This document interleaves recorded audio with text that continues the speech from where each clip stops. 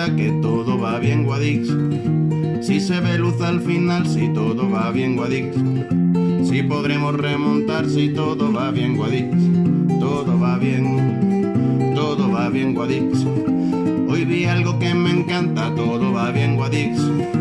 Que tu gente no se achanta, todo va bien, Guadix. Un paisano en mi pantalla me acompaña donde vaya, todo va bien, Guadix. Buenos días, buenas tardes o buenas noches. Como ustedes saben bien, esto es un podcast y por lo tanto ustedes eligen el momento en el que desean escucharlo. También la manera en la que quieren escucharlo.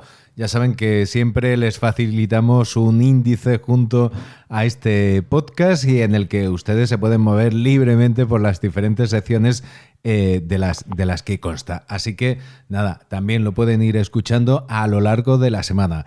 Y una semana en la que también hemos dado la bienvenida al verano, como yo se la doy a Pilar Molero. Muy buenas, Pilar. ¿Cómo estás? Buenas, muy bien. Feliz de que haya llegado el verano. Me encanta el calorcito, ya lo sabes. El frío lo llevo regular.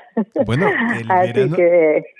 el verano ha llegado con un calor relativo, porque Bueno, también es verdad, También es verdad que está haciendo estos días más fresquito que la semana pasada. Pero bueno, es igual. Poco a poco van subiendo las temperaturas y bueno, vamos recibiendo el verano con los brazos abiertos y con la ilusión de pensar que va a ser un poquito mejor que el del año pasado.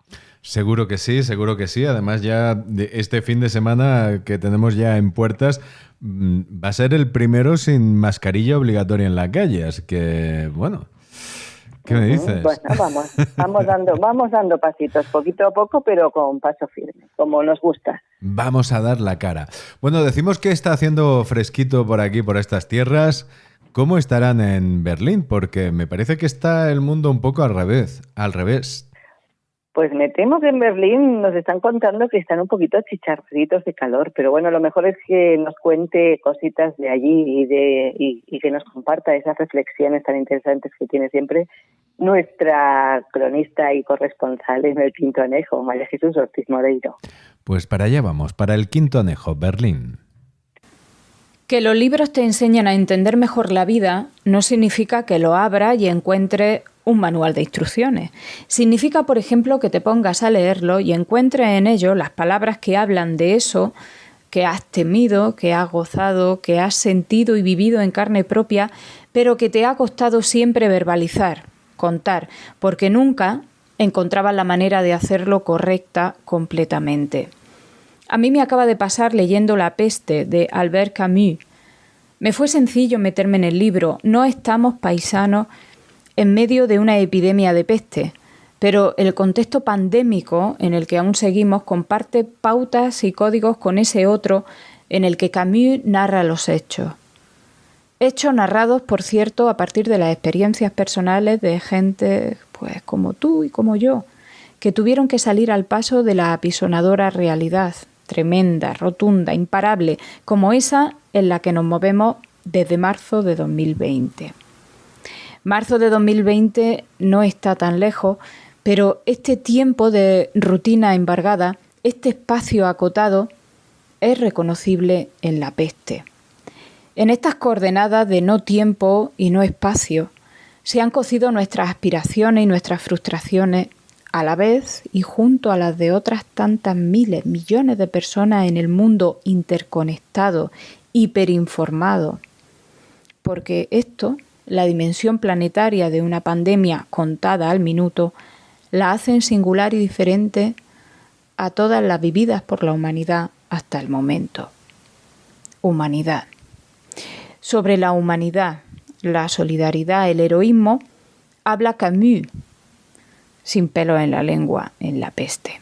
Habla sobre tantas cosas que te has preguntado en algún momento durante todo este tiempo pandémico que solo puedo recomendarte sumergirte en esta lectura que no es más incómoda que lo que nos ha supuesto de un tiempo a esta parte abrir los periódicos cada día y leer los balances de infectados, de muertos, de afrontar la soledad, de afrontar la separación de nuestros seres queridos, comprobar la triste abundancia de contradicciones en la gestión de la crisis, de todas esas cosas que hemos tenido que digerir y de aquella manera.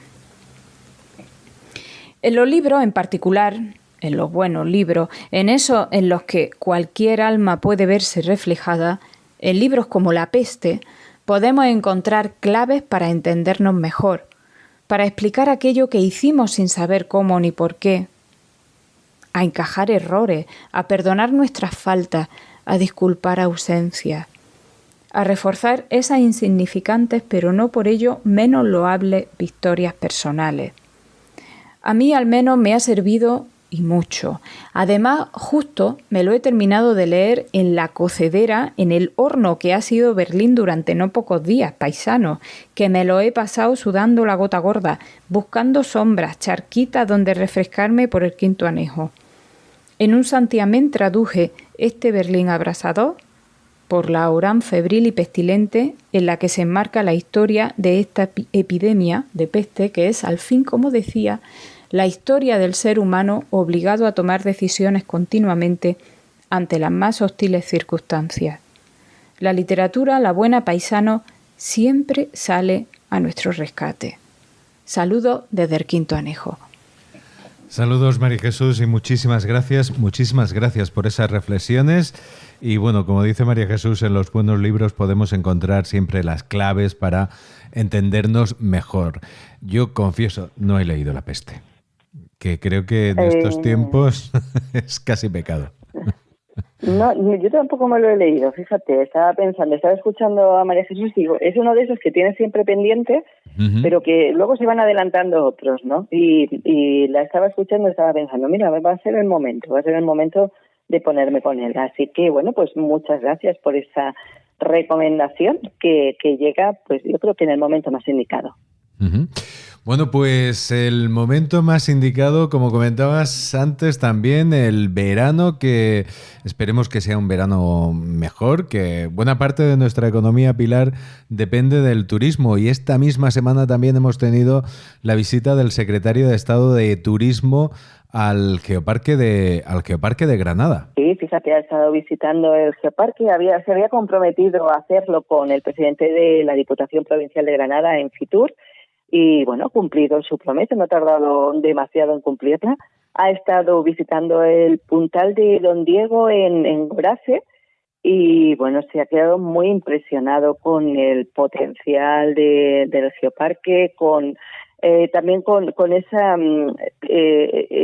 plus que oferta el territorio como territorio unido, que se combina todo y bueno, y que alberga este año pues eventos tan importantes como ese 50 aniversario del descubrimiento de la Dama de Baza. La verdad es que, bueno, esta visita que ha hecho,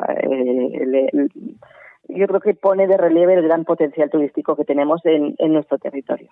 Uh-huh. Ha destacado la sostenibilidad medioambiental y social. La digitalización, sin duda, es uno de ellos. La apuesta por la calidad, por un turismo cada vez que entienda mejor no solo la propuesta de la empresa, sino también la propuesta del propio destino, de sus gentes. Y finalmente, y aquí es donde yo creo que hay una apuesta sin duda fundamental de lo que llevo viendo desde el principio del día, de la jornada, por la sostenibilidad. Bueno, pues eran las declaraciones del secretario de Estado de Turismo. El turismo, ese gran invento, como decía también la película de Paco Martínez Soria. Así que, bueno, ha estado acompañado de Enrique y Ana también. Sí, de los diputados delegados de las áreas de turismo y de presidencia, Enrique y Ana. Dicho así, para cierta generación nos resulta muy simpático. Demuestro porque estoy vacunado ya, ¿no? Sí, el estar vacunado y el que nos haga gracia escuchar esa combinación de nombres, Enrique y Ana, da una idea de nuestra edad, Jesús Javier. Creo que lo tenemos que ir admitiendo. Bueno, pues esa es una buena noticia. También buenas noticias para Guadix. Nosotros nos gusta siempre resaltar lo bueno. Gabino García, que ya es director provincial de Cadena COPE en la provincia de Granada. Recordamos que es acitano, que comenzó precisamente en Cope Guadix, precisamente en los inicios de Cope Guadix. Y bueno, pues ahí está como director provincial. Le deseamos muchísima suerte, ¿no? Sí, muchísima suerte y seguro que lo va a hacer genial como lo ha venido haciendo hasta ahora en su última responsabilidad, que ha sido nada menos que jefe de publicidad de Cope Granada en los últimos 19 años. O sea que conoce bien la casa, conoce bien lo que necesita y seguro que lo va a hacer genial. Pues enhorabuena a Gabino, que además también es amigo y bueno, pues con el que he compartido también muchísimas horas. Hay que destacar también que este próximo día 24 es la presentación del nuevo libro, del nuevo poemario de Carmen Hernández Montalbán. Uh-huh. Sí, Carmen Hernández Montalbán presenta este jueves en la Biblioteca de Andalucía su verso sobre lienzo. Sabéis que estuvimos hablando sobre esta presentación con ella en el podcast de la semana pasada, así que la podéis recuperar la entrevista si os interesa. Y si os animáis, pues sabed que el acto es en la Biblioteca de Andalucía de 7 a 8 de la tarde. Si lo estáis escuchando en horario de mañana, pues quizá todavía os dé tiempo de llegar. Bueno, pues es siempre una muy buena cita la de acudir a esta esta presentación de este libro. También hay que recordar que sigue teniendo como protagonista a Carmen Hernández Montalbán, que sigue abierta, que se amplía el plazo de la exposición de variaciones quijotescas en el Centro de Interpretación Cuevas de Guadix. Recordamos que es una exposición sobre su obra, Variaciones quijotescas, y con las ilustraciones de el pintor e historiador británico Stephen Smith. Así que, bueno, creo que han pasado más de 500 personas y que, bueno, este éxito pues permite que se siga disfrutando de esta exposición, como digo, hasta el próximo día 2 de julio. Variaciones quijotescas, nueva oportunidad para quien todavía no haya acudido a ver esta exposición. Uh-huh.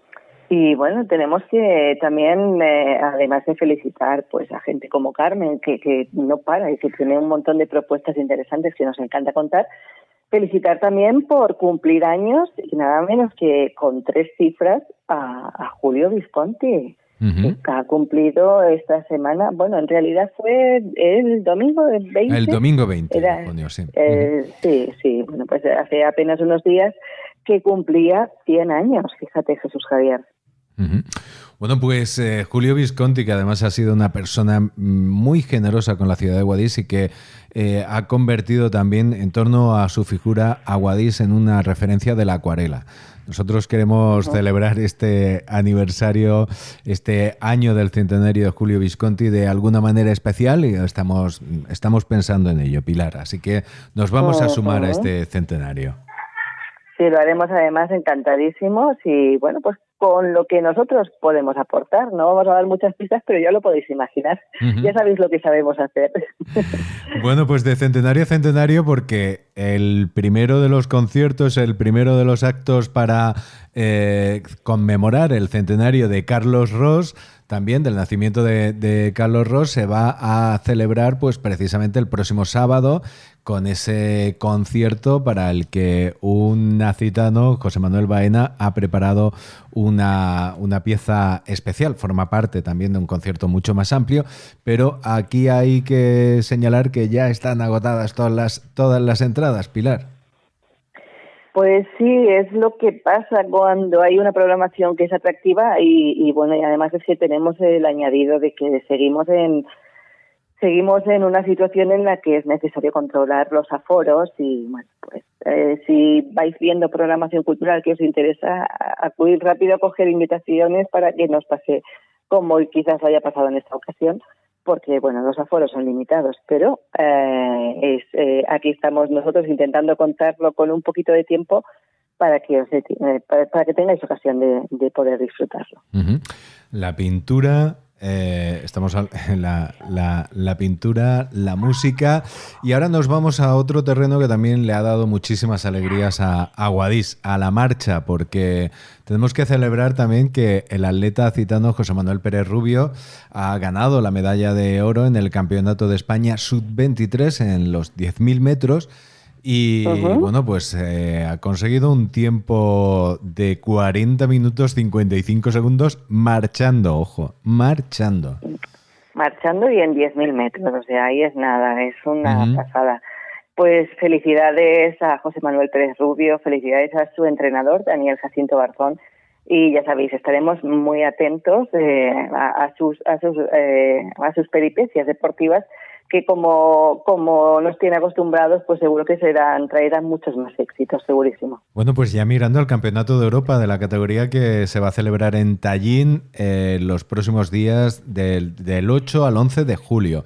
Bueno, pues muchísimo ánimo a José Manuel, que tenga muy, muy buen viaje y que disfrute también de ese viaje y que disfrute también de un nuevo éxito. Y bueno, pues de un acitano a otro Pérez, de un Pérez a otro Pérez, José María Pérez, que ha conseguido el segundo puesto en la Copa General, puesto en la general de la Copa Granadina de Diputaciones de la Federación Andaluza de Montañismo, también durante este pasado fin de semana, en una prueba disputada en Zújar, Como nos tiene acostumbrados José María Pérez, pues también ha conseguido una magnífica posición y bueno, pues seguir animándole, porque José María es que no para. Es difícil pillarle el teléfono a José María, ¿eh? Pensaba que ibas a decir que es difícil pillarlo. Bueno, también. Sí, porque yo, seguirle por ahí, por esos desniveles y con riscos y bueno, no sé, lo veo complicado. Yo iría a pasito de tortuga intentando no resbalarme cada 2 por 3. Así que, bueno, pues sí, es difícil encontrarle el teléfono porque anda ocupadísimo y eso es buena señal. Y también es difícil seguirle el ritmo porque es un campeón y bueno, pues claro, tiene un nivelazo que nos lo pone difícil a los que vivimos en la montaña y la naturaleza. De una forma un poquito más reposada, diremos, Jesús Javier. Yo confieso que lo he intentado. Lo has intentado, digo, vamos, yo no me veo. Confieso que lo he intentado y duré 3 minutos, que... Bueno, mira, 3 minutos ya es algo más de lo que he hecho yo. Bueno, pues yo creo que todos son muy buenas noticias para Guadix, para la comarca de Guadix, las que estamos compartiendo en el día de hoy en nuestro podcast, pero hoy tenemos una entrevista también muy especial relacionada con un evento muy especial del que tú y yo, Pilar, yo creo que estamos enamorados. Pues sí, fíjate, esos premios nacionales de periodismo Pedro Antonio Alarcón y Ciudad de Guadix, que bueno, pues este viernes celebran esa edición que en 2020 quedó embargada, pues ya sabemos por qué situación, porque vamos, no hace falta que demos más detalles, hemos pasado una época especialita y bueno, pues finalmente se celebra este viernes y tiene como premiada con ese premio Pedro Antonio Alarcón a alguien a quien admiramos muchísimo, sé que compartimos esa admiración, Jesús Javier, por eso lo digo en plural, Almudena Ariza, con la que hemos tenido la suerte de mantener una entrevista. Algunos alguno ha tenido más suerte que otras, ¿no? Pero yo creo que todos hemos tenido la suerte de poder poner nuestro granito de arena en esa entrevista.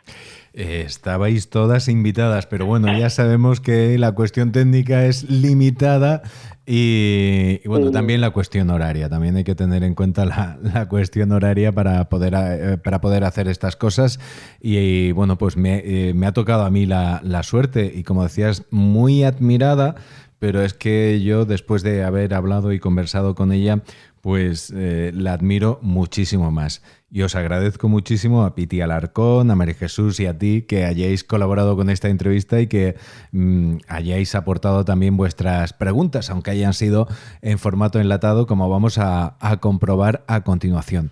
Pero también quiero destacar que dentro de esta gala de los premios de periodismo Pedro Antonio de Alarcón tenemos otros premios que son los premios Ciudad de Guadix, en los que se premian trabajos concretos que han servido para dar conocimiento y difusión de la ciudad de Guadix. Y este año, que es el año anterior, bueno, pues todo esto que ha pasado. Se va a premiar a Elena Sevillano del diario del País.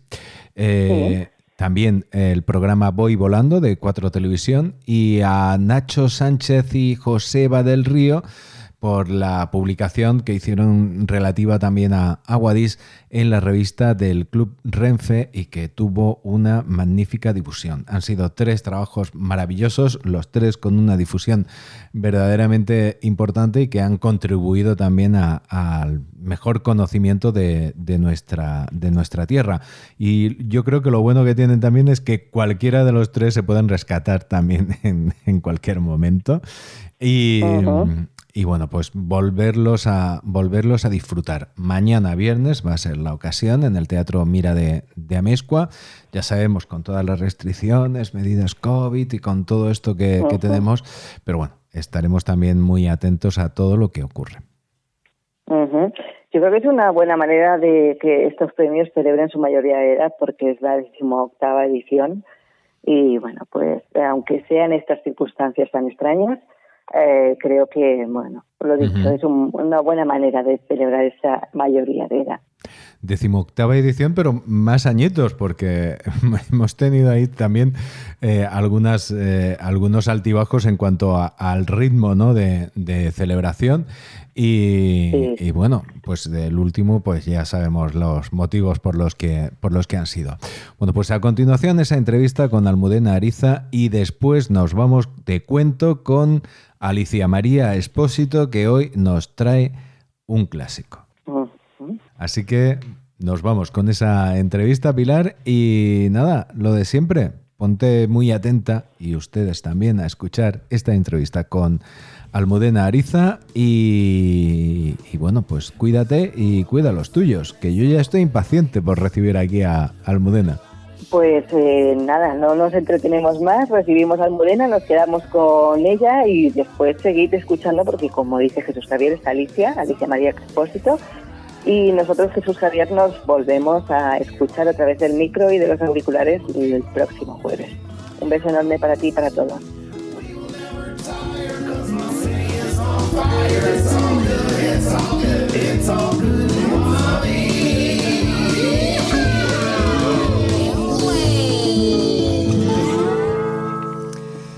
Pues hoy comenzamos nuestra entrevista con nuestra versión de la sintonía más festiva, porque estamos en vísperas de una fiesta, en vísperas de la entrega de los premios de periodismo Pedro Antonio de Alarcón y Ciudad de Guadix, una cita en la que, bueno, pues anualmente esta ciudad, en la medida que se puede, trata de rendir también homenaje a este oficio del periodismo que también representó nuestro paisano Pedro Antonio de Alarcón.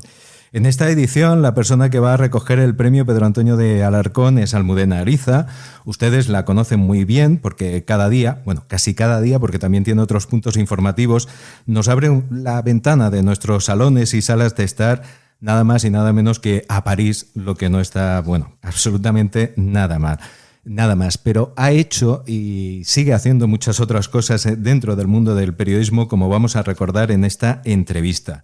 Y bueno, pues siempre que llega el momento de la entrega de los premios de periodismo Pedro Antonio de Alarcón, buscamos puntos de conexión entre Pedro Antonio de Alarcón y el premiado, la persona premiada.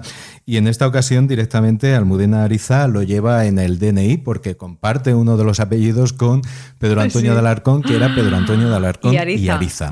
Pero dicho esto, yo creo que ya lo mejor que podemos hacer es saludarla y darle las gracias por atendernos. Almudena, muy buenas, ¿qué tal? ¿Cómo estamos?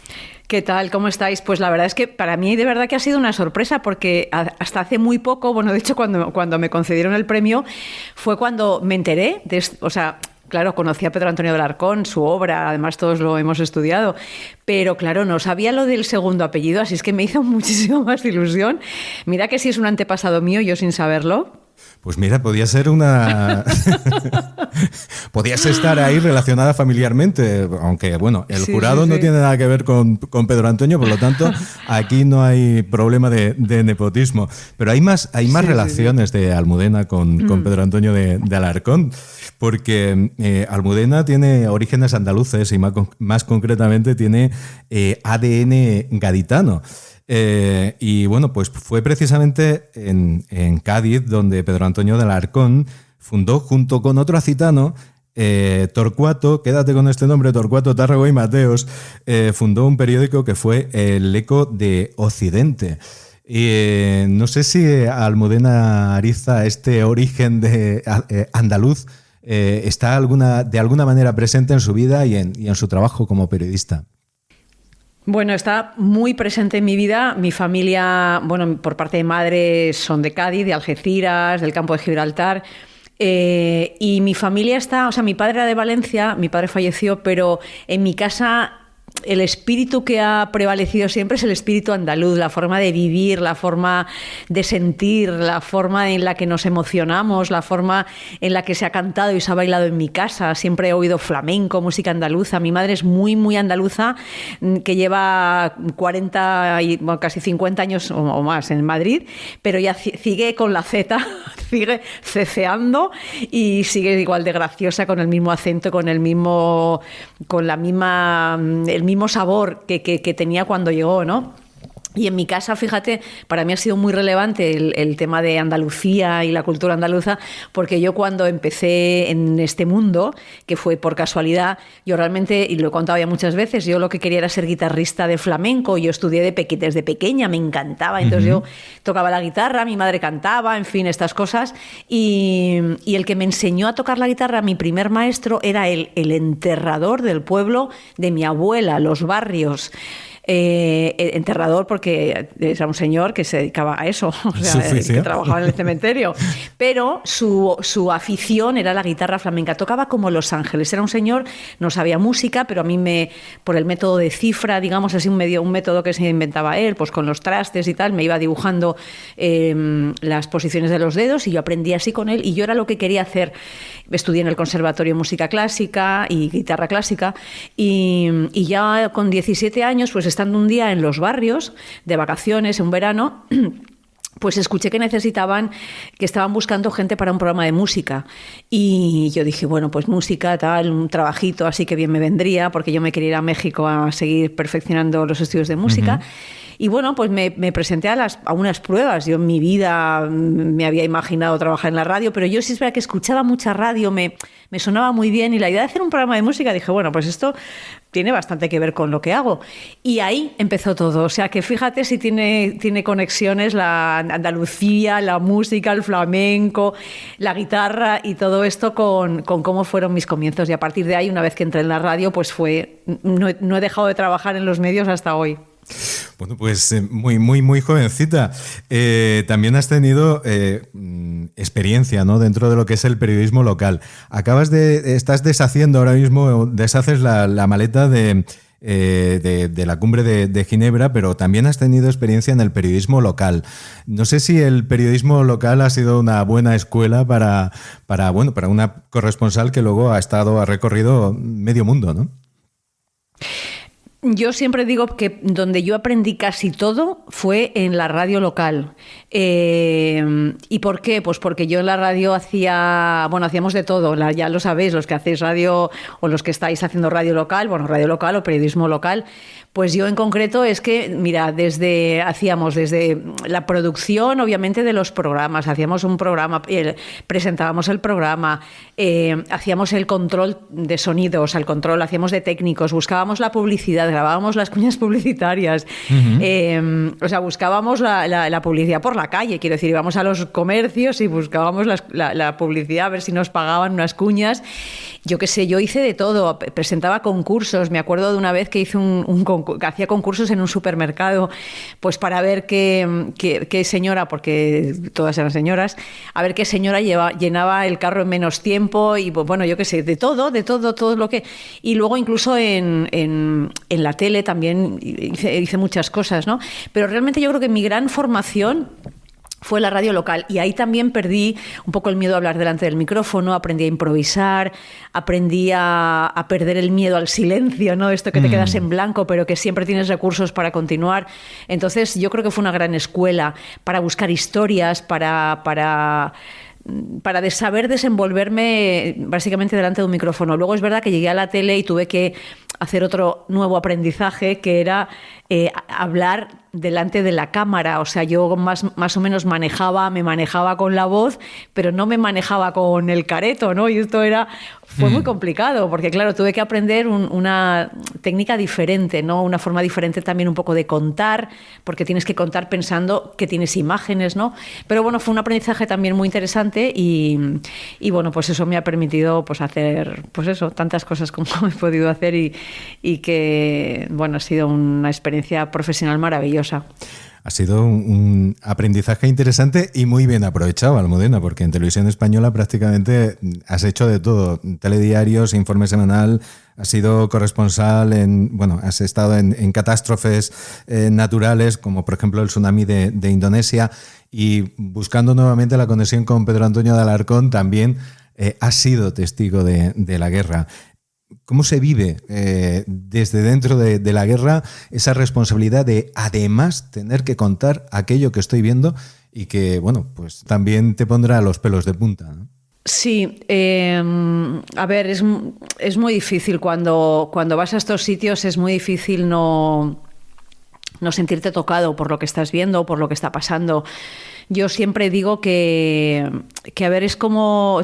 Tienes que distanciarte un poco, pero no tanto como para no ser empático y para que no, de alguna manera te toque o te afecte lo que estás viendo, ¿no? Y luego con una enorme responsabilidad, porque son cosas que no son fáciles de contar, no son fáciles además de rodar, porque claro, tú necesitas además imágenes de estos lugares, ¿no? A veces con prensa, cuando haces periodismo escrito, pues bueno, no necesitas urgentemente esa imagen o esa foto, ¿no? Entonces, claro, tienes que acercarte también a determinados sitios, a veces corres riesgos. Otras veces en una guerra realmente pasan los días y no ocurre nada relevante, también es verdad, ¿eh? Pero yo tuve experiencias muy potentes, por ejemplo, la guerra de Irak, que estábamos en el Kurdistán iraquí, que había una guerra que cubrí con Manolo Valle, maravilloso cámara de Televisión Española, el más veterano de los cámaras que tenemos ahora mismo en España, y fueron estuvimos meses trabajando juntos en esa zona. Y ahí lo que había realmente era un campo de batalla con las dos partes enfrentadas, pero tal cual, o sea, con sus trincheras, donde se disparaban unos a otros y nosotros íbamos ahí al frente de batalla a rodar, ¿no? Y bueno, pues nos pasaban los tiros y escuchábamos el silbido de las balas y veíamos heridos y vimos muertos y vimos muchas desgracias y bombardeos y todo esto. Entonces, bueno, no es fácil contarlo todo eso. Es verdad que una vez que te metes en esa vorágine y en ese vivir ahí dentro, llega un momento en que no te voy a decir que te habitúes, ¿no? Pero lo asumes como que es la realidad que te toca vivir en esos momentos. Y luego también se produce pues el choque también cuando vuelves a tu realidad y te sientes un poco como dividido también, ¿no? Ostras, todo lo que sigue pasando en el mundo, ¿no? Y al final yo vuelvo a mi sitio seguro, donde vivo de forma confortable y donde tengo incluso cosas que me sobran, ¿no? Y toda la gente que he dejado ahí, ¿no? Esa sensación de no sé, que te quedas un poco como también vacío, ¿no? Uh-huh. Pero bueno, por otro lado, entiendo que el periodismo tiene sentido también cuando al menos podemos contar esas cosas y darle y explicar también lo que está pasando, ¿no? Porque si no hay mucha gente, pues que claro que lo acabaría por ignorar. Entonces creo que también nuestro trabajo pues es importantísimo para para mostrar todo eso, ¿no? Pero a la vez te queda una sensación de, al final yo ya me he ido, los he dejado ahí, a las víctimas, a la gente que sufre, a la gente explotada, a la gente que pobre, a la gente que vive en condiciones miserables, a la gente que vive con, pues eso, unas condiciones lamentables, ¿no? Y bueno, pues tú al final eso, te vuelves a tu sitio, ¿no? Pero bueno, aún así creo que tenemos un papel muy relevante los periodistas cuando vamos y contamos todo eso. Hablaremos más adelante de la responsabilidad social, pero que tienen los periodistas esa responsabilidad, pero como sabes tengo compañeras en este podcast. Una de ellas es Piti Alarcón, que es profesional de televisión española, ha sido profesional de televisión española, ha dirigido centros territoriales y bueno, pues te lanzo una pregunta, ¿la quieres escuchar? Por supuesto, encantada, Piti. Vamos, que nos conocemos, pero que encantada de escucharte ahora. Venga, pues allá vamos. Yo admiro a Almudena Ariza por muchas cosas. Primero, porque es una profesional extraordinaria, porque sí es buena gente y sobre todo porque demostró una coherencia personal que yo admiro en la gente. Mi pregunta, parece que estoy haciendo una reflexión, iría por aquel hecho de que no aceptase la dirección de informativos cuando aquella votación no era vinculante. No se pedía demasiado a sí misma esperar que todo el mundo estuviera de acuerdo cuando eso no es posible, y eso no significaba, primero, votó poca gente, pero desde luego no significaba que la gente no admire en ella su gran capacidad profesional. Y esa pregunta sí que me queda siempre colgada. ¿Por qué? ¿No exigió demasiado en ese momento? Gracias. Bueno, pues una pregunta de compañera a compañera. Bueno, pues mira, yo creo que si lo explico la gente lo va a entender perfectamente. Yo siempre digo que yo no soy persona de despachos, no me gustan los cargos, me han ofrecido muchísimas veces cargos en mi vida de responsabilidad y tal, y yo siempre les digo, pues es que si yo lo que hago es lo que me gusta hacer, o sea, yo soy reportera, soy periodista y me encanta sobre todo estar en la calle, ¿no? En la calle, que es donde creo que están las historias y donde yo creo que puedo ser más útil, ¿no? Viendo lo que pasa, preguntando, conociendo, entrevistando y después comunicándolo y transmitiéndolo, pues bien por la radio o bien por la televisión, ¿no? Creo que eso es lo que más me gusta hacer, y si además puedo viajar y ir a sitios interesantes, pues mejor todavía, ¿no? Entonces, cuando realmente a mí me propusieron el ser directora de informativos, yo lo veía más bien como una oportunidad de hacer una transformación que creo que es necesaria en la televisión pública, porque la industria de los medios está cambiando muy rápidamente, porque nos estamos quedando muy atrás, porque estamos perdiendo audiencia, porque el público joven, sobre todo, no es que ya lo hayamos perdido, es que ni nos conocen, somos para ellos irrelevantes, ¿no? Yo realmente que sí estoy muy por la labor de innovar, de contar las cosas de otra manera, de llegar a más gente, porque también es una responsabilidad de la televisión pública, pues estaba con ganas de empujar en ese proceso y incluso de involucrar a la gente. Yo creo que también en televisión española, bueno, en Radio Televisión Española, hay mucho talento, y mucho talento que no se ha reconocido, creo que como debe, ¿no?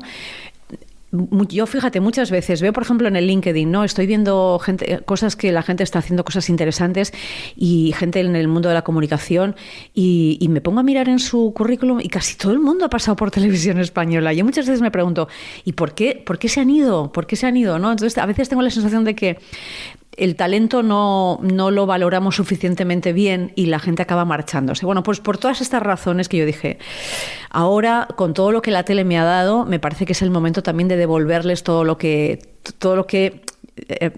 o sea, una buena parte de lo que me ha dado, que yo ahora puedo aportar, ¿no? Puedo tener un retorno. Pero sinceramente me di cuenta que no me vi muy respaldada desde arriba, o sea, vi que era el compromiso con el que yo llegaba, no veía muy claro que me fueran a respaldar en esa dirección. Y luego, por otro lado, también para mí fue, bueno, no sé si una sorpresa, porque realmente había mucha gente que luego me dijeron que no sabían que tenían que votar y estas cosas, y la votación no me pareció lo suficientemente mayoritaria como para que a mí me ilusionara el sentir que tenía un enorme respaldo de la redacción. Es verdad que Ya te digo que después la gente me dijo, pero ¿cómo? Es que si lo hubiéramos sabido habríamos votado todos y tal, y como has dicho que no, en fin, luego vinieron los apoyos a posteriori, pero yo en ese momento me dio la sensación de que no tenía el respaldo suficiente para afrontar ese reto que a mí no me resultaba fácil, porque ya te digo que yo a priori lo que más me gusta hacer es lo que vengo haciendo durante toda la vida.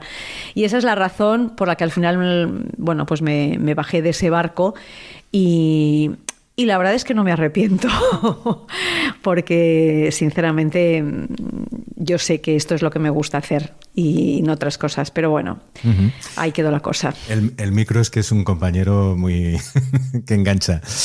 Bueno, sí, pues... Sí. Llevamos 18 minutos de entrevista a Almudena y todavía no hemos hablado de pandemia. Esto es histórico casi. Esto es bueno. Esto es bueno. Pero vamos a hablar de pandemia y de periodismo, porque nos vamos ahora a Berlín, porque allí tenemos también nosotros corresponsal, que es María Jesús Ortiz Moreiro, que es periodista y escritora, y bueno, pues nos quiere hacer una pregunta al hilo de la pandemia.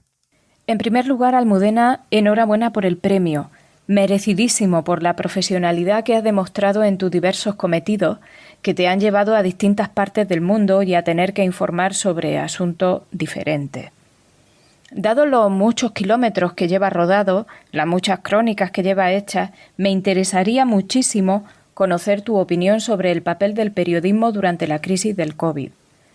La pandemia ha dejado al descubierto grandeza y miseria en todos los órdenes y en lo que atañe a nuestra profesión ha puesto en evidencia funcionamientos agotados, dinámicas que claramente tenían que acabar, pero también una necesidad social real de estar bien informados frente al totum revolutum de fake news, bulos, filtraciones interesadas, opiniones de los youtubers, los influencers, los instagramers y demás fauna. En definitiva, Almudena, hemos aprendido como gremio algo, sacamos algo en claro de esta tamaña, tremenda situación en la que hemos estado y seguimos estando, o cuando todo esto pase se volverá a antigua inercia. Bueno, pues... Qué difícil, porque yo la verdad es que me pregunto lo mismo. O sea, es la pregunta que yo también me hago y también le haría, pues no sé, no sé si a otro periodista como yo, pero al menos sí a los responsables de los medios, ¿no? Yo creo que esta pandemia a todos nos ha enseñado algo, incluso a mí misma, ¿no? O sea, todos hemos tenido un viaje, todos, bueno, o por lo menos casi todos. Nos hemos preguntado cosas, hemos reflexionado sobre quiénes somos, sobre lo que hacemos, ¿no? Y el periodismo, pues lógicamente no se escapa a esto. Yo creo que como los medios, bueno, hemos ido aprendiendo casi sobre la marcha, porque claro, nadie sabía nada y nadie se imaginaba este escenario. Entonces yo creo que a todos nos ha pillado un poco, obviamente, en una posición muy distinta, o sea, y hemos tenido que trabajar en un terreno completamente desconocido. Evidentemente, pues, ¿qué se ha puesto de manifiesto? Pues que en las redacciones faltaba, por ejemplo, faltaban profesionales formados o con más formación en ciencia, por ejemplo, en medicina, en investigación. Nos ha faltado más conocimiento sobre todo esto. Es verdad que no sabíamos mucho, pero aún así nos hemos dado cuenta de que esto nos ha pillado con una redacción en la que ahora sí que hay más gente que sabe más de estas cosas, ¿no? Luego nos han cambiado muchas dinámicas, ¿no? Como de pronto, claro, nos hemos acostumbrado al teletrabajo, claro, periodistas en teletrabajo, muy complicado. O yo, por ejemplo, los periodistas de mi perfil, que somos gente que estamos todo el día rodando en la calle, nos encontrábamos con la frustración de no podíamos salir, no podíamos hacer entrevistas, no podíamos. Pero por otro lado también, como todo tiene su parte positiva, el hacer entrevistas por Skype o el hacer entrevistas por Zoom también nos ha permitido un acceso que de otra forma no habríamos tenido a gente con la que habría sido imposible coincidir o tener la oportunidad de entrevistarlos, ¿no? O sea que, bueno, es una herramienta que ahora manejamos con total normalidad y aparece todo el mundo en Zoom y aparecemos haciendo entrevistas por videoconferencia y nadie se alarma por eso, ¿no? O sea, yo hace unos días entrevisté al último premio Princesa de Asturias, Manuel Caguer y fue a través de Zoom. Si no, seguramente pues no habría tenido acceso a él. No sé, tantas cosas.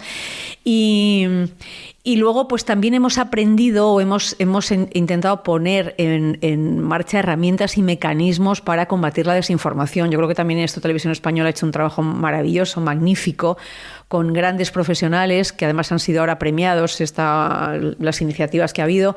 Y bueno, pues en ese sentido también nos hemos reforzado para este gran caballo de batalla que es la desinformación y que son los bulos y todo esto que nos está minando y que es corrosivo para no ya para el periodismo, sino para la sociedad en su conjunto, ¿no? Porque si no estamos bien informados y realmente nos dejamos alimentar por bulos, es como si nos alimentáramos todo el día pues con grasas saturadas. O sea, yo siempre digo que igual que, que nos cuidamos bien lo que entra en nuestro estómago, tenemos que cuidar bien lo que entra en nuestras cabezas, ¿no? Y esto supongo que es un reto y una exigencia que iremos aprendiendo poco a poco, porque estamos ahí, estamos al principio de esto, ¿no? Y muchos muchos vemos como hay tanta gente envenenada con esos bulos y con esas esas falsedades que surgen por ahí. Pero bueno, yo creo que por ser positivos, digamos, yo creo que hemos aprendido cosas buenas. Nos hemos caído, nos hemos dado cuenta de muchos errores, pero yo creo que quiero pensar que saldremos todos reforzados. Yo como periodista, ya a nivel personal, me planteé también un cambio, me planteé aprender cosas nuevas. He estado, con un podcast muy, muy concentrada y muy centrada también, y me ha descubierto pues una puerta. Bueno, vosotros que hacéis también un podcast, pues os dais cuenta de las cosas maravillosas que tiene esta forma de comunicar, y bueno, pues para mí ha sido un aprendizaje también interesante, en el que he aprendido mucho, he conocido gente muy potente, y bueno, pues que es una herramienta que voy a incorporar a partir de ahora en mi forma de hacer periodismo. O sea que no exprimas mucho por ahí la respuesta, porque tenemos pregunta por ahí. Ah, vale. Enlatada. Pues ahí me quedo.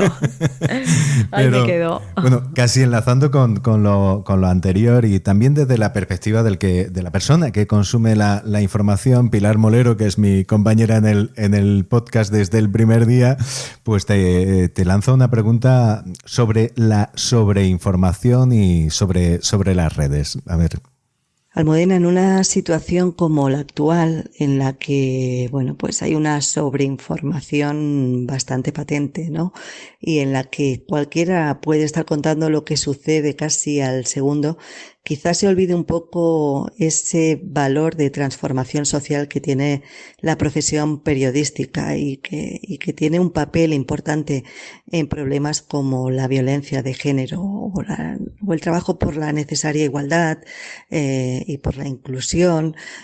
¿Cómo aplicas tú esos conceptos en tu trabajo diario? La responsabilidad de la que hablábamos antes, Almudena. Bueno, yo quizá para mí la mayor exigencia sea el trabajar con rigor y con honestidad. Yo la verdad es que soy muy consciente de que lo que nosotros contamos, en mi caso, de lo que yo cuento, le llega a mucha gente.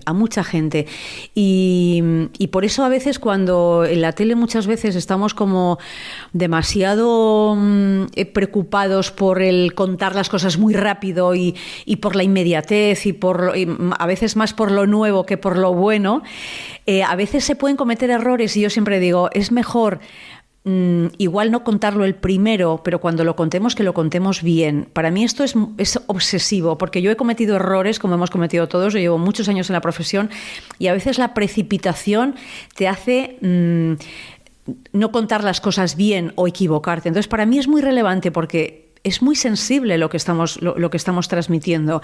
Le llega a muchas personas y son personas que han depositado su confianza en nosotros. Así es que esto es como el médico. A ver, te puedes equivocar, pero tienes una responsabilidad delante de ti, porque son vidas humanas. Nosotros no es tanto, pero bueno, es el conocimiento, es la información.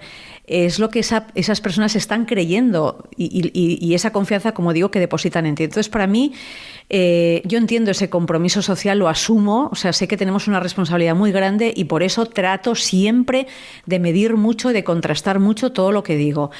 Y me parece que esta exigencia debería ser...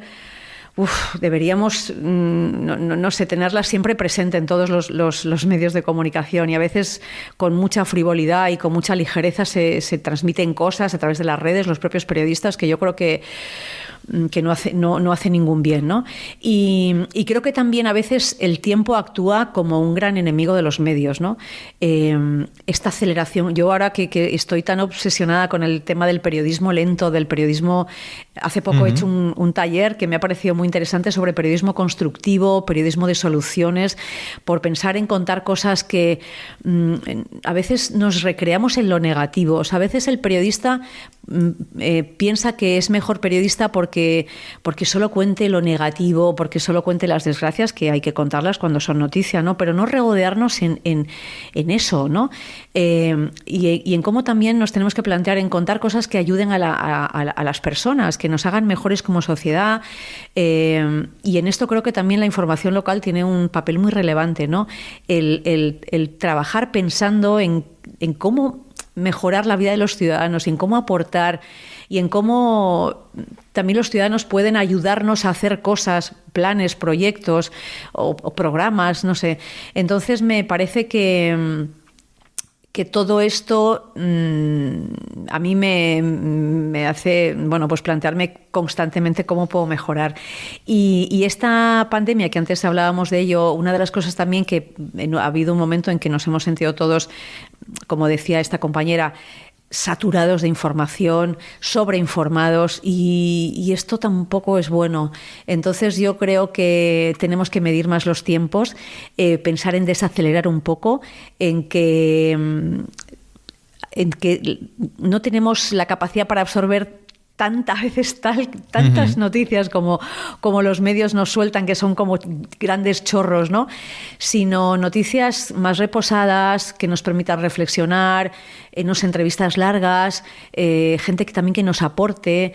Y a veces yo a veces veo los telediarios que no son más que una sucesión de pequeños clips que no te permiten asimilar y entender qué es lo que pasa, ¿no? Entonces yo creo que hay muchos retos que ahora el periodismo se tiene que plantear, porque el mundo ha cambiado, porque nosotros hemos cambiado todos, porque la tecnología nos da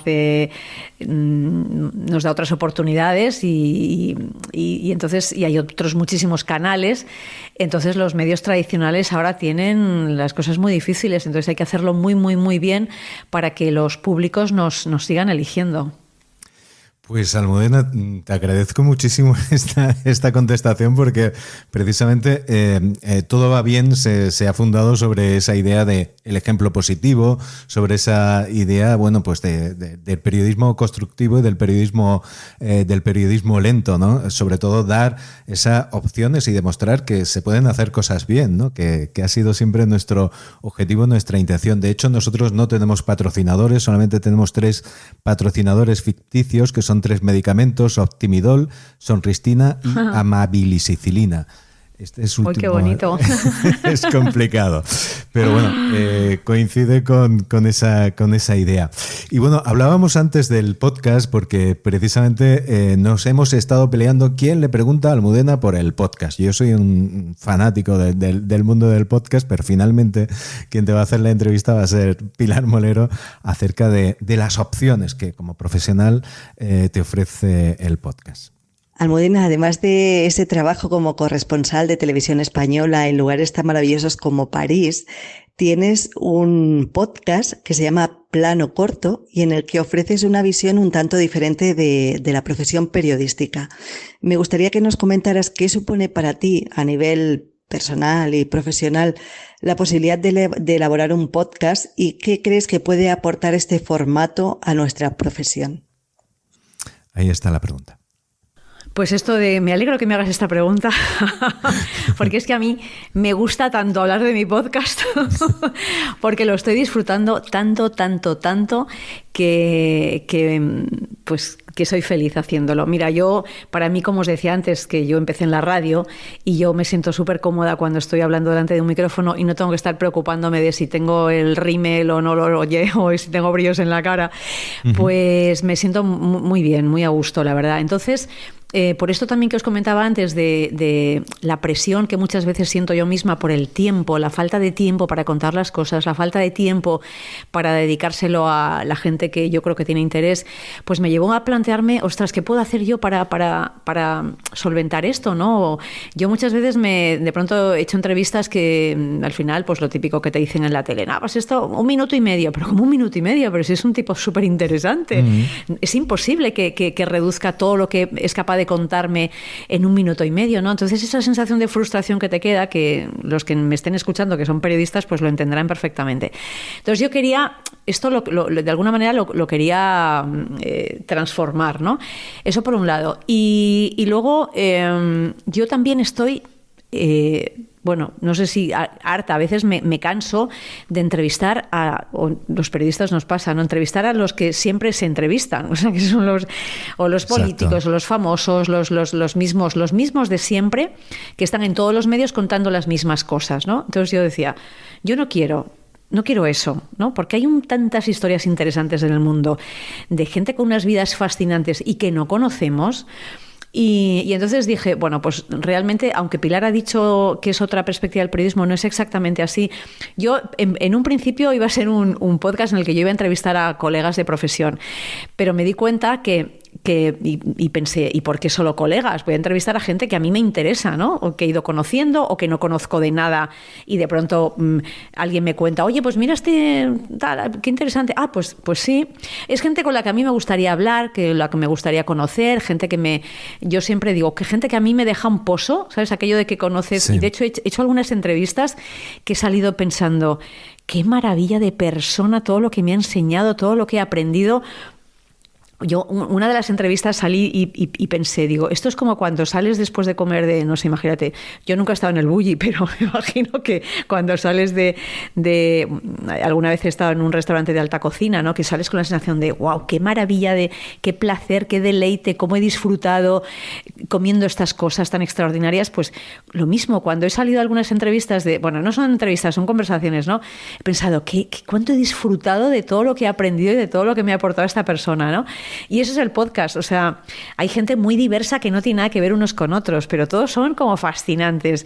Entonces no quiero adelantar mucho, pero bueno, en el podcast pues hay conversaciones con compañeros de profesión.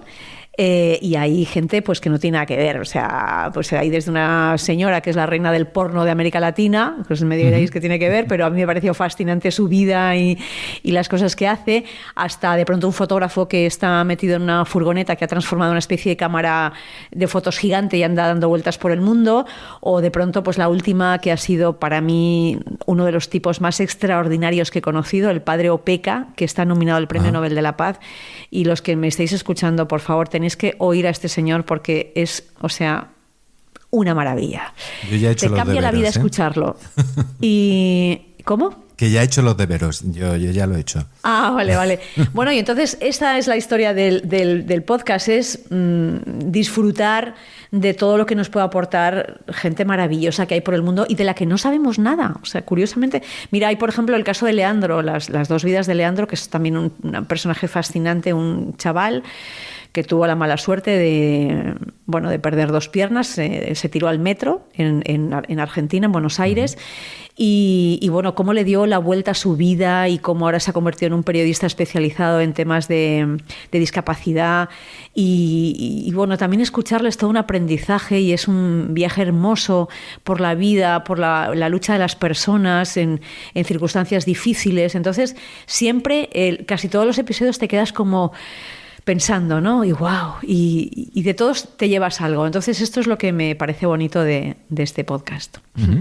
Bueno, pues yo te doy también las gracias porque como llevo mucho tiempo con el tema del podcast. El que haya personas como tú que apuesten por el podcast, pues como que le dan más proyección, le dan más importancia al mundo del podcast y estamos viviendo una época, yo no sé si moda pero estamos viviendo una época en la que el podcast está aumentando de valor. Ha pasado de ser la niña pobre a ser lo que todas las radios quieren tener, etcétera, etcétera, ¿no? Así que muchísimas gracias, Almudena. Y bueno, ya una última pregunta por mi parte, y esta es muy, muy personal. Ahora me estoy viendo reflejado en la pantalla del ordenador y llevo una camiseta de una media maratón. Y bueno, tú eres maratoniana, te defines así es una de las cosas que destacas en tu perfil de Twitter. Has sido corresponsal en Nueva York, corresponsal en París, donde existen 2 grandes maratones. No sé si tu paso por Nueva York o por París han sido las que han definido y las que te han ayudado a que un día decidieses ponerte las zapatillas, o es imaginación mía. Pues no, lo has dicho muy bien. Mira, yo me aficioné a correr porque ya de mayorcita, ya talludita, ¿eh? No es que yo haya sido atleta toda mi vida, ni mucho menos. Fue cubriendo cuando yo llegué a Nueva York. O sea, llevo en París 2 años, antes estuve 7 años en Nueva York, y nada más llegar, una de las primeras noticias que cubrí fue la maratón de Nueva York. Y yo, bueno, pues la verdad es que iba, pues no sé, sin mucha ilusión, porque no era tampoco una cosa que a mí en principio me llamara mucho la atención. Pero de pronto, claro, empecé a entrevistar a gente y me sorprendió, no el mundo de los atletas, que bueno, pues es lo que es y ya todos lo conocemos, pero sí el mundo de los corredores populares, de gente, bueno, pues que no, en principio no estaba predestinada a correr un maratón, pero que de pronto se lo plantean como un reto, como un gran desafío, y los motivos que cada uno tenía para correrlo y lo que había detrás de todo eso. Encontré una cantidad de historias que todas me impresionaron mucho, y luego el día de la carrera, pues claro, viendo sus caras de felicidad y viendo cómo disfrutaban ese momento de eso, de haber cumplido ese desafío, ese sueño, ¿no? Y me enamoró un poco todo ese conjunto de sensaciones y toda esa energía que había en esa carrera, y yo me dije en ese momento, ostras, algún día me gustaría tener las mismas sensaciones que está teniendo la gente, que les veía disfrutar. Y entonces, bueno, pues un día me dije, pues esto de correr, no sé, voy a intentarlo. Y entonces, en Nueva York es verdad que hay mucha afición a las carreras, al running, y todo el mundo está corriendo, siempre hay gente corriendo a cualquier hora del día. Y entonces empecé poco a poco, yo vivía cerca del río Hudson y había un paseíto así muy chulo para correr, y entonces, bueno, pues al principio corría 10 minutos, 15 minutos, nada me ahogaba, o sea, no me resultaba fácil, pero poco a poco me di cuenta de que me venía bien, porque era un momento también de desconexión, una especie, como yo siempre digo, que para mí correr es como un espacio de meditación, de que me desconecto, respiro, pienso, reflexiono, se me ocurren un montón de ideas, se me ocurren las mejores cosas. Cuando tengo que pensar en algo, me pongo a correr y siempre surge, ¿no? Mientras que si estoy en el despacho, estoy en la oficina, pues es raro que me surjan buenas ideas. Y entonces empecé, me aficioné, me sentía muy feliz cada vez que corría, y empecé con las primeras carreras, primero 10 kilómetros, luego mis primeras medias maratones, y ya empecé a correr maratones que, bueno, pues los que corren una maratón ya saben que la primera maratón te cambia. No sé si la vida, pero te cambia mucho y te da muchas cosas. Y ya pues he corrido 5 maratones, 2 veces Nueva York, una vez Madrid, Barcelona, Valencia, y ahora este noviembre ya estoy entrenando de hecho para la siguiente maratón, que será Nueva York, porque ahora ya, claro, yo me habían apuntado a varias, pero todas se han cancelado por la pandemia, y la primera sí que vuelve grande, es Nueva York en noviembre. Y afortunadamente la gané en una especie de lotería que hay, porque no es fácil entrar. Exacto. Y además va a ser muy chulo porque es el 50 aniversario y bueno, la primera maratón de Nueva York después de la pandemia, así es que tengo muchas ganas y creo que será pues muy, muy especial. Bueno, pues muchísimo ánimo y muchísima suerte para esa carrera. Bueno, el mundo del running está lleno de historias, como se ha demostrado también en Marathon Man, la de Raúl Gómez, donde hemos podido disfrutar de muchísimas historias de corredores. Bueno, Almudena, vamos a terminar con un examen. No sé si te quieres someter. Es un examen de accitanía, porque bueno, tú sabes que los de Guadix somos muy, muy nuestros, muy de la tierra, y bueno, si no pasas este examen de accitanía, no pasas del Puerto de la Mora. Bueno, de todas formas te diré que he leído cosas de Guadix y me he empollado un poco. No, porque quiero decir que me interesa muchísimo, ¿no? Pero cuando me dieron este premio, bueno, pues estudié un poco, para ir con un poco más de conocimiento de causa. Entonces, a ver si cumplo. Vale. Si aciertas, sonará esto. Y si fallas, ¿vale?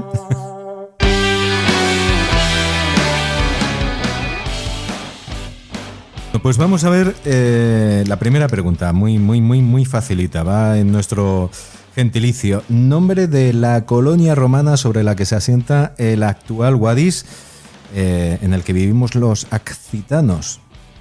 Bueno, eso es fácil. Acci, que es Julia Gemela Acci, me parece, ¿no? Pero vamos, correcto. Lo de Acci seguro. La damos por bueno. ¡Yeah!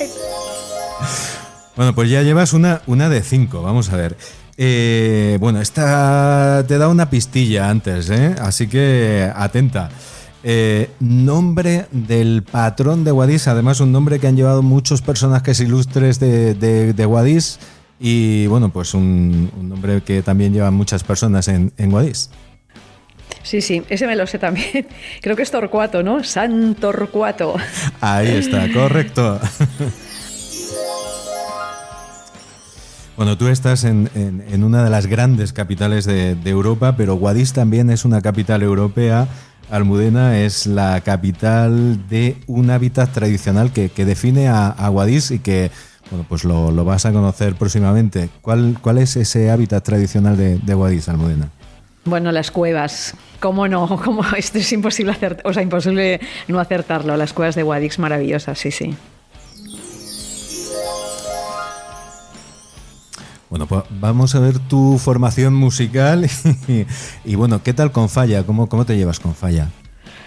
Con Manuel de Falla. Bien. De hecho, lo estudié en su momento en el conservatorio, sí, o sea que me lo conozco y me parece que sé por dónde van a ir los tiros, fíjate lo que te digo.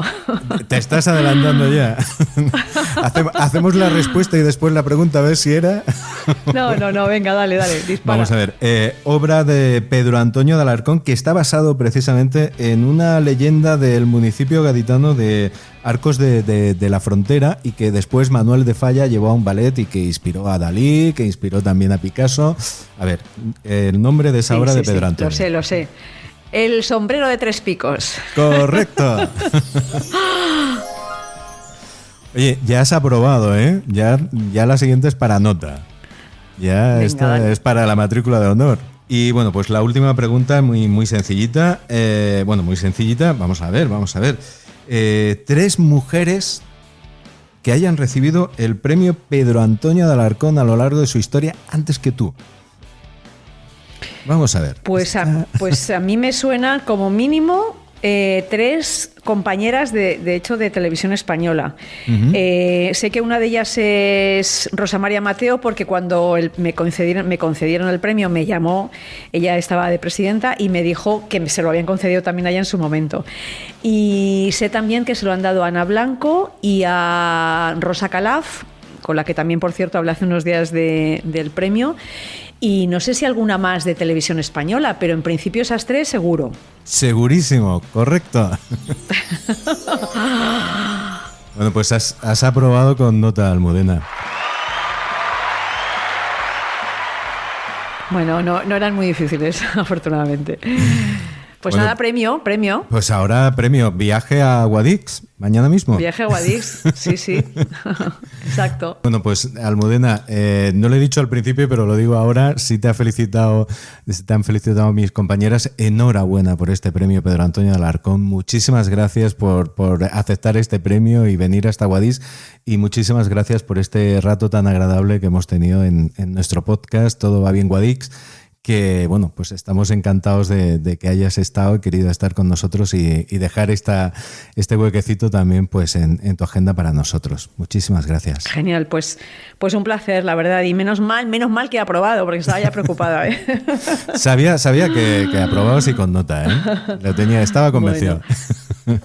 Pues nada, un abrazo a todos los que nos estén escuchando y bueno, pues nos veremos pronto por Guadix.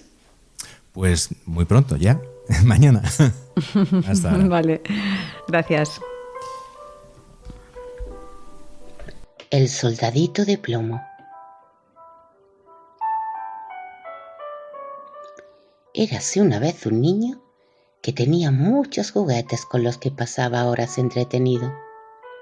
Entre todos ellos, sus favoritos eran 25 soldados de plomo vestidos con casaca roja y pantalón azul. Se divertía poniéndolos en formación, todos con fusil al hombro, todos con la vista al frente, todos iguales, todos menos uno, porque había un soldadito al que le faltaba una pierna por un defecto de fundición.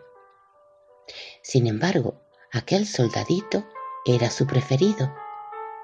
A menudo lo colocaba al frente de la formación, encima de la mesa. Desde allí arriba, el soldadito tenía una vista magnífica de la habitación.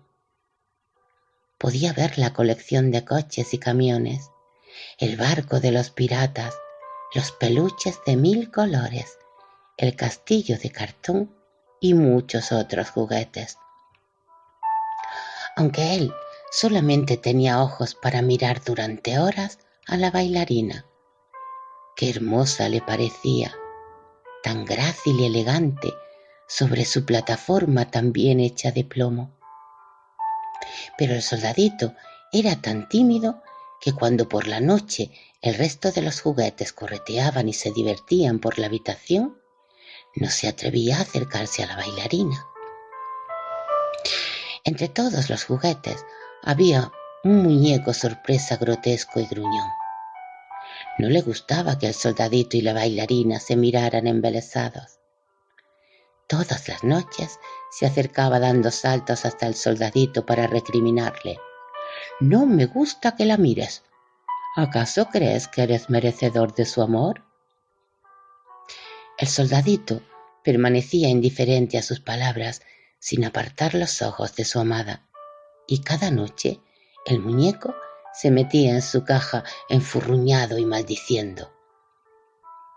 Una mañana el niño colocó a todos los soldados a las puertas del castillo en perfecta formación. «Tú harás de centinela», dijo mientras colocaba al soldadito cojo en el alféizar de la ventana, justo encima de la caja del muñeco sorpresa. El pequeño soldado estaba encantado con su importante misión. El pobre no sospechaba que dentro de su caja el muñeco celoso tramaba una venganza terrible. Llegó la tarde y después la noche. El niño terminó de jugar, apagó la luz y se fue a cenar. Pero al salir de la habitación olvidó cerrar la ventana de la calle. Entonces el muñeco malvado decidió que era el momento de darle un escarmiento al soldadito. De repente salió disparado de su caja y al hacerlo lanzó por la ventana al muñeco de plomo. El pobre soldadito caía velozmente hacia la calle. Estaba tan asustado que apretaba con fuerza el fusil contra su hombro. Llovía sin cesar. El muñequito de plomo cayó cabeza abajo justo en el centro de un charco de agua y barro. Y así se quedó, clavado con su bayoneta en medio de aquel charco mientras pensaba en su amada bailarina. Al poco rato pasaron por allí unos muchachos que volvían de la escuela. Se resguardaban de la lluvia corriendo de portal en portal. Entonces uno de ellos se paró al ver al muñeco en medio del charco. «Mirad, un soldadito de plomo. Vaya, le falta una pierna. ¡Qué pena! Si no tuviera ese defecto, me lo llevaría a casa. ¿Qué hacemos con él?, preguntó uno de ellos. Hagámoslo navegar, contestó otro. Y con una hoja de papel hicieron un barquito y metieron al soldadito dentro. Acto seguido, colocaron el barco sobre el reguero de agua que se formó junto al bordillo de la acera. La corriente era tan fuerte que el pequeño barquito de papel navegaba a toda velocidad. El soldadito mantenía el equilibrio a duras penas mientras el enclenque barco brincaba sobre las olas. Al final de la calle acertó a ver que la corriente desaparecía en lo más profundo de una alcantarilla. Tuvo el tiempo justo de tomar una bocanada de aire antes de caer por la negra catarata hacia lo más profundo. El soldadito había caído en una oscura cloaca. El agua entraba cada vez más en el barco. Al pobre muñeco ya le llegaba por la cintura. La corriente lo llevaba veloz, cada vez más abajo, entre canales tenebrosos. Una enorme rata negra surgió de lo más oscuro y comenzó a perseguirlo, chillando y gruñendo sin parar. Aunque el soldadito era muy valiente, empezó a sentir algo de miedo. La corriente era tan rápida que pronto la enorme rata quedó atrás. El barquito apenas podía contener el agua que entraba por todas partes. El soldadito escuchó un sonido que crecía por momentos. Poco a poco divisó entre la penumbra otra catarata al final del túnel. Entonces el barquito terminó de deshacerse y el soldadito cayó por la estruendosa corriente de agua hacia un nuevo peligro. Esto será mi fin. Me ahogaré sin duda y jamás volveré a ver los ojos de mi amada bailarina, pensaba mientras se hundía poco a poco en las profundidades del lago en el que desaguaba la cloaca. Entonces, de la penumbra submarina surgió un enorme pez que se tragó al soldadito de un solo bocado. El soldadito se desmayó dentro de su tripa. Cuando volvió en sí, una intensa luz lo hizo parpadear varias veces. El lugar le resultaba familiar. Sí, era la cocina de la casa del niño. ¿Cómo he llegado hasta aquí de nuevo?, se preguntaba el soldadito. El pez había sido pescado en el lago por un pescador, que lo vendió en el mercado a la criada de la casa. «¡Uy!», exclamó la criada, «¿cómo habrá llegado este soldadito aquí?». Y sin más, lo llevó a la habitación y lo colocó sobre la chimenea, justo al lado de la bailarina. «¡Cuánto me alegro de volver a verte!», dijo el soldadito. «¡Cuánto te he echado de menos!», respondió la bailarina. Entonces el muñeco sorpresa, loco por la ira y los celos, se abalanzó sobre los dos y los arrojó dentro de la chimenea. El soldadito y la hermosa bailarina se miraron sin miedo a los ojos hasta que el calor los derritió, fundiéndolos en un abrazo eterno. Cuando a la mañana siguiente el niño escarbó entre las cenizas de la chimenea, encontró un precioso corazón de plomo que conservaba adheridas las lentejuelas del vestido de la bailarina. El muñeco envidioso lloró arrepentido. Es cierto que su maldad acabó con la vida del soldadito y de la bailarina, pero su amor era tan grande que perdurará por toda la eternidad.